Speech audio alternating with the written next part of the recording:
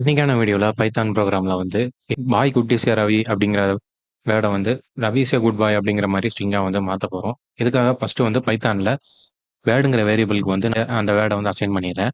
Assign பண்ணதுக்கு அப்புறமா ரெண்டாவதாக ஸ்பிளிட் வேர்டு அப்படிங்கிற ஒரு வேரியபிளில் அதை வந்து ஸ்பிளிட்டுங்கிற ஃபங்க்ஷன் யூஸ் பண்ணி நான் ஸ்பிளிட் பண்ணிடுறேன்.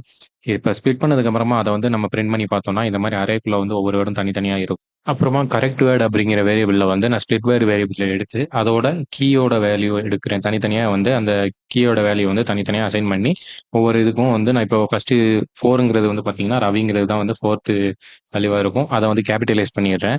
அப்புறம் 3ங்கிறதுல வந்து இஸ் இருக்குது. அப்புறம் ஏ வந்து 2ல் இருக்குது. குட்டுங்கிறது வந்து 1. அப்புறம் பாய்ங்கிறது 0th வேல்யூ 0th கீழே இருக்குது.